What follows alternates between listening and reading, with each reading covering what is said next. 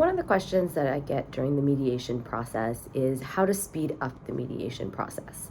Now, the first thing to know is that in California, we have a 6-month waiting period.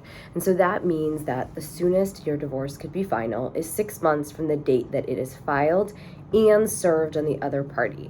So while we can't speed up that 6 month until the divorce is actually final, there are some ways to speed up the process in mediation to make sure that you can still be done within those 6 months. Because in order to be final at those 6 months, you have to have finished your financial disclosures, gone through mediation and reached agreements on everything, and then have your drafted settlement agreement and final judgment.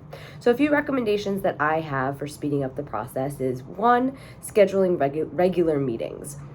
That can be whatever you want it to be. That could mean meeting once a week. That could mean meeting every other week. But it means keeping those meetings regular and consistent so that we, don't wait too long between meetings.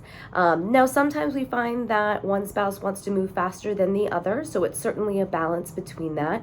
But I find that the most effective can be scheduling the meeting at the end of the last meeting, taking into account what needs to be done for homework or action items between the two meetings, and then just making sure that we're keeping the process moving.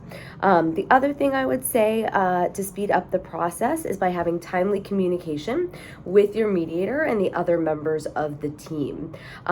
When we send something out for review, such as financial disclosures, the sooner that you get back to us, the sooner that we can continue moving down the path of mediation. So we promise to communicate with you, and we ask that our clients do the same.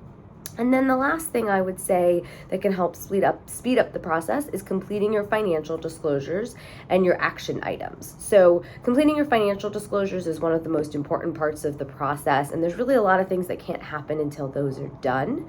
And they're required as part of a divorce in California, no matter how you go through the process.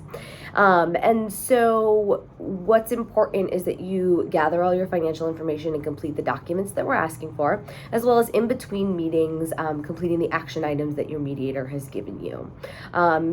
Then, these are three things that will help speed up the mediation process. And certainly if you have questions on timeline, or you have a specific timeline you'd like to work within, please be sure to talk with your mediator.